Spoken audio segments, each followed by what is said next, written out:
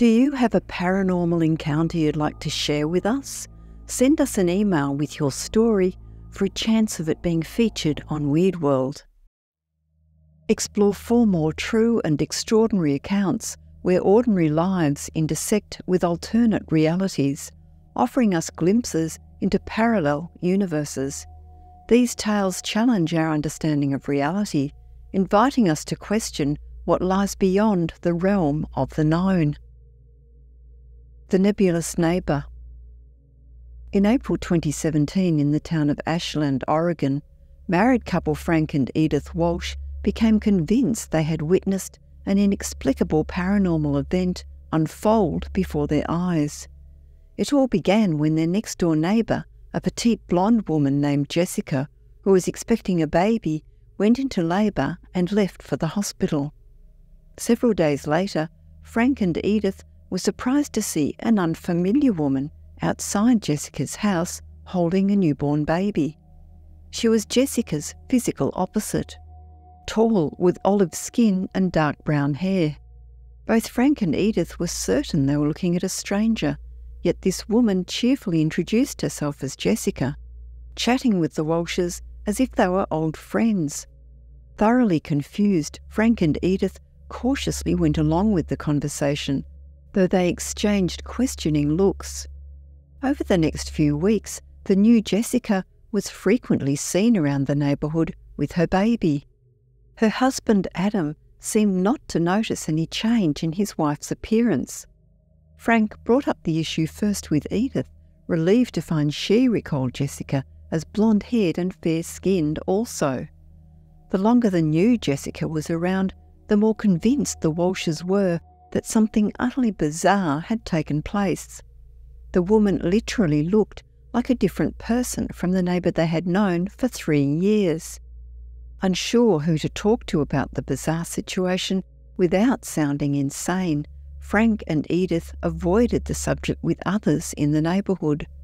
But privately, the couple grappled with how Jessica could have been essentially transformed into someone new after a hospital visit. Had she been switched with a stranger while giving birth? Had they both transitioned into an alternate reality where Jessica was another woman? But this made no sense. Why would she share the same name and background? In the absence of rational explanations, Frank and Edith's questions only multiplied. Years later, they still have no idea how to reconcile what they observed. Their once familiar neighbour seemed to suddenly inhabit the body of a stranger, leaving the Walshes to doubt all they thought they knew about the foundations of reality. A tragic transition. After a family tragedy, Alex Reid began to suspect his consciousness had shifted into a parallel reality that was nearly but not quite his own. The bizarre events began in late 2020 when Alex's father passed away unexpectedly at age 61. In the weeks following his father's passing, the grieving Alex met regularly with his close friend Lily to work on a creative project they had started together. They always convened at the same cafe downtown, which Alex knew had a wall decorated with glass jars of vodka sauce. During a visit to the cafe shortly before his father's death, Alex had closely examined these jars, even commenting to Lily about the high calorie count of the creamy vodka sauce. Yet exactly 1 week after his father's funeral, when Alex met Lily at the cafe as usual, he was startled to see the wall now displayed jars of tomato basil soup instead. Certain the vodka sauce jars had been there just days earlier, Alex questioned the staff, who insisted the cafe had never sold vodka sauce and had always stocked tomato soup. The small but undeniable change was enough to make Alex seriously consider that he had somehow slipped into an alternate world as a result of his recent trauma. Over the following weeks, Alex continued noticing subtle discrepancies that suggested he was living in a slightly altered version of the universe he had inhabited prior to his father's death. Significant events he recalled from his childhood, according to his friends and family, had never happened.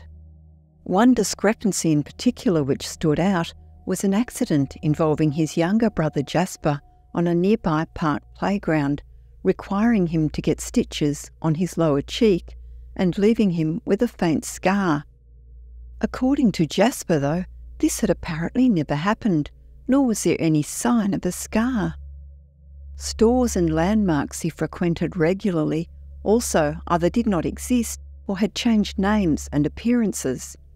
The more Alex took note of these differences, the more convinced he became that his reality had been swapped out for one nearly identical, yet fundamentally askew from his own. He is still shaken with the undeniable sense that some cosmic switch caused his life path to fork off into a parallel world in the wake of his father's death. 5-minute foray. In an instant, one otherwise ordinary day, Emmett Carter became one of few to experience existence in not one but two divergent realities. Inexplicably and without warning, Emmett's consciousness was pulled suddenly into another version of events. It was October 2022, and Emmett was a 29-year-old video editor living in Boulder, Colorado, with Erin, his girlfriend of 5 years. But in the blink of an eye, Emmett found himself transported to an alternate life where he was married to a different woman, had a house in the suburbs, and worked as an accountant. Emmett's mind was flooded with approximately 2 weeks of vivid and elaborate memories of living as a suburban husband and father in another life where Erin did not even exist. However, this experience seemed to be self-contained as he navigated the day-to-day experiences and relationships without the slightest hint of his true identity or the life he had left behind. To him, it felt as if he had woken from a deep and vivid dream, with 2 weeks' worth of memories from a life that was, yet wasn't, his own, all the while unaware of the bizarre nature of his situation. However, after this period, in yet another sudden and disorienting shift, Emmett was abruptly pulled back into his real life in Boulder. Emmett found himself back in his apartment with Erin, with apparently only 5 minutes having passed. Emmett, overwhelmed and fearing for his mental health, turned to Erin in a panic. He explained his surreal experience, describing the vivid memories of an alternate life that had felt indistinguishably real. Erin, deeply concerned, listened intently and suggested they seek professional help immediately, suspecting that Emmett might have experienced a severe dissociative episode. Together, they visited the ER. The nurse, although seeming incredulous of Emmett's account, referred a doctor to see him. After an initial assessment, he suggested that the episode indeed seemed to resemble that of a dissociative episode, but that it was unusual in its sudden onset and vividness. His lack of any prior mental health issues or other symptoms leading up to the incident, especially at his age, was also very unusual, although not unprecedented. He recommended a thorough evaluation, including a series of counselling sessions and possibly some neurological tests to rule out any organic cause for the experiences. However, as the initial shock of the ordeal began to subside and Emmett's mental clarity began to return, his certainty over the authenticity of his experiences only strengthened. He continues to piece together details of this alternate life in hopes that it might offer insights into that of his own. Together in another now. In August 2010, a 19-year-old named Matthew Blake was working as a cart pusher at a Walmart in Fayetteville, Arkansas. It was the week of the annual Fayetteville Roots Festival, and the population of the city had swelled with several thousand festival attendees. One sunny afternoon, Matthew was gathering shopping carts in the parking lot, wearing his signature blue Walmart vest. As he was walking away from the store entrance, he noticed a group of young women, likely festival goers, walking towards him to enter the store. The women were adorned in hippie-style clothing and accessories.